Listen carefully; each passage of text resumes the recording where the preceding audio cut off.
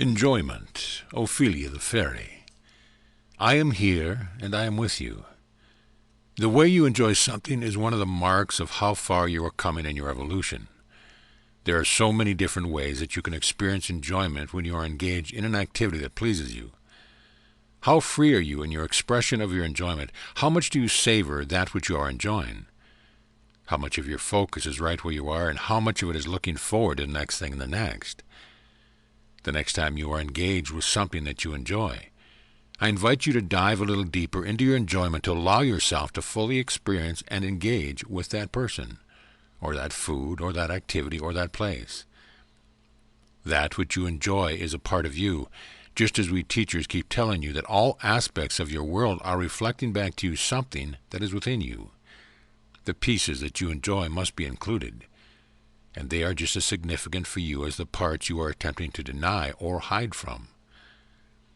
So give yourself a multi-sensory experience of that which you enjoy. Be sure you are completely grounded in your bodies as you engage with the object of your enjoyment. Close your eyes or open your eyes, breathe deeper, listen. Explore every nuance of it. Engage with it in a new way, feel its presence, and your presence merging in the moment. Become one again with that which you enjoy, with that which is a part of you. And seek out more experiences with that which you enjoy. Give yourselves permission to indulge. Your enjoyment is just as much a part of your evolution as those fears and traumas that you are integrating at this time. Your enjoyment is just as much of a spiritual practice as those things that you are doing because you believe they are putting you on a spiritual path. You are enjoyable, and you deserve to enjoy fully that which resonates with you. The primary frequency. Your frequency will tell you exactly where you are, and it will tell you exactly where you are going.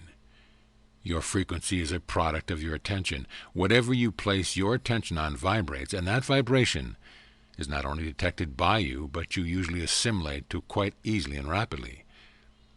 Therefore, when teachers like myself are guiding you to go within, it is because we understand the true nature of who you are.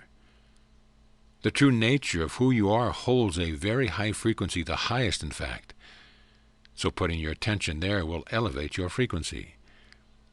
And then as you move through your world, you will find that the reflections that you interact with are more harmonious with the higher frequency state that you hold at your core. It is the primary frequency. Therefore, the more attention you give it, the more you will be in harmony with that which is, and that which always will be the vibration of Source. Harmony with self and harmony with Source, and harmony with the exterior of all the same things. So finding your harmony with the frequency that is at your core will give you the most satisfying experience of your external world. I also encourage you to look for that which is in the external world that matches the frequency of your core, and to give your attention to these people, places, objects, music, and whatever else stimulates that knowing within you, that you are seeing mirrored to you a very close approximation to who and what you really are. The more foreign something feels to you, the more discordant the relationship you find to it. Give yourself the experience of moving in harmony with that which is in harmony with you, and know that the more that you spend your awareness on that which is eternal and internal, the more you will see it reflected outside of you, and the more enjoyment you will have of this beautiful universe that is your creation and your playground. Softening the resistance. Softening your resistance is a good place to start. The idea that you can release resistance all at once can be overwhelming and a bit unrealistic. But if you can embrace the concept of softening resistance, then that can take you a long way towards the complete releasing that you are all striving for. So what do I mean by softening resistance then? Softening resistance means existing side by side with that thing or that aspect of yourself, or that idea that you feel so much negative emotion around. If you begin by simply giving yourself the opportunity to experience it, with the intention of letting down your guard, with the intention of exploration, and with the intention of coexisting with it, then you will find that your resistance will soften automatically. I want you all to recognize that whatever it is that you have resistance to is part of your setup for this lifetime. It is not as though you are just resistant by nature, that you are going out looking for things to push against. You have very specific desires for this incarnation, and those desires relate to very specific experiences that you want to have. And one of those experiences was to face this monster that you are so resistant to and eventually embrace it and let it be. Your minds can find it difficult to even comprehend how certain things and certain acts and even certain individuals could be allowed to exist. Therefore, I recommend staying out of your mind, because certainly it is illogical for you to allow certain things to occur in your world. But this experience you are having is not a mental experience. It is an energetic experience. It is a feeling experience. Therefore, when you let go of resistance, I also recommend that you let go of your thoughts about whatever it is that you are holding that resistance towards. Start with softening. Start with softening resistance to something that is not so big and scary and abhorrent. Let yourself have that experience. You'll find it gets easier as you move forward in this eternal becoming that you are engaged in. You are magical. Somewhere, someone, you existed as pure energy. That part of you that knows itself without physical form has a truth that it would like to share with you. And that truth is that you are magical just as you are. You needn't do anything magical or change anything about yourself to know this magic. You simply are it. So how can you know yourself more as magic and as magical? There's a certain amount of whimsy and flair that goes along with being a magician. The magician entrances the audience. The magician entertains the audience. The magician knows that he is not the act, but that the illusion is the act. You are also working with illusion. You exist in an illusion. And you have the opportunity to entrance yourself into whatever state of being that you want to hold. That then allows the illusion to do what illusion does. You allow it to create an experience. Because you are working with the physical bodies that do not seem to change very much from moment to moment, you have a challenging time recognizing your magic and your power. I want to invite you into the realm of magic. I want you to know yourselves as magicians who play with illusion and form for the purpose of entertainment and experience, with the result of wonder and awe. I encourage you to be your own audience, to allow your life to be your act, and to seek to entertain and entrance yourself. This is your journey. This is your show. The stage is yours. The possibilities are limitless, and your bag of tricks is bottomless. But you must reach in, and you must believe in magic in order to have any chance at all of forming the illusion that you want. Be whimsical and fun, and do not take your act so seriously that it loses its wonder and its aspect of joy. A natural opening. There is an opening that occurs in every one of you when you allow yourselves to sit quietly with no distraction. This opening is in your crown chakra. It is a very natural state for all of you to be in. And were it not for the fast pace of your lives and all the other distractions that you have, you would find yourselves in this open and receptive state more often than you currently do. This is not something that you need to visualize.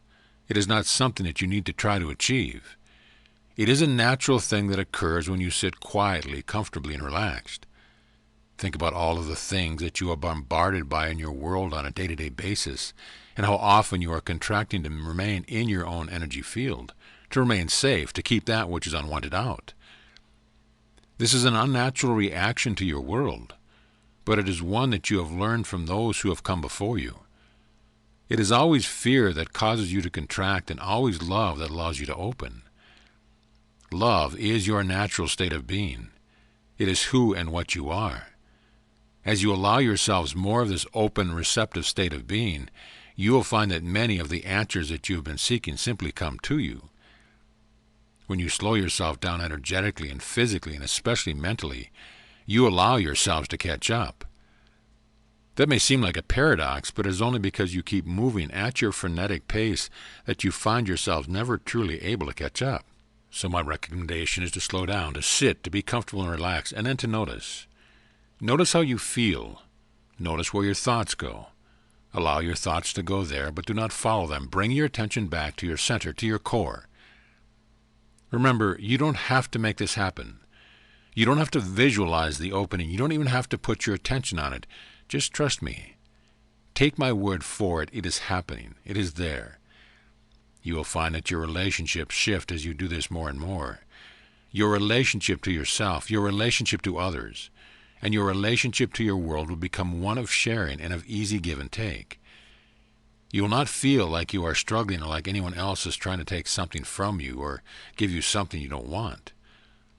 All because you stopped, you slowed yourself down, and you opened yourself naturally to the energy flow that is always there and always available.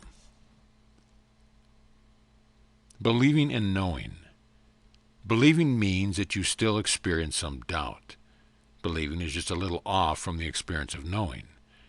Therefore, when you say that you believe something is true, what you are actually doing is calling forth an experience to confirm that belief for you, so you can then know that it is true. Therefore, you are creating what you experience with what you believe to be true about your reality. Those beliefs are like avenues that you can travel down. And like an avenue that you can travel, you can always turn and find yourselves on another street, on another path, having new experiences. So you would not see the streets and avenues and boulevards that you have access to in your world as your enemies. You would never seek to abolish one of those pathways for you to move down. And you needn't look to do so with beliefs either. They are not really your beliefs. You're just renting them. So when you talk about your beliefs, be careful not to take ownership, not to cling, not to allow the belief to become part of the fabric of who you are. This goes for the beliefs you are proud of as well as the beliefs you are not so proud of. They are just avenues for experience. Instead of focusing on what beliefs you are trying on for size, I invite you to focus in on your knowing. Focus in on the stable aspect of who you are that knows itself as love, as freedom, as joy, and as excitement. Always move from what you know to be true. Allow yourselves to imagine these beliefs as being very flimsy and whimsical and light, even if they've been carried down from generation to generation. They are still not any more powerful than any one of the beings who was trying them on for size. Those who came before you simply did not know that it was an option to play with a different belief, to have a different knowing, and to live a different truth. But now you know, and here you are, and you are deciding what you want to hold as your truth, and as your knowing, and what beliefs you want to play with. I am Ophelia, and I love you.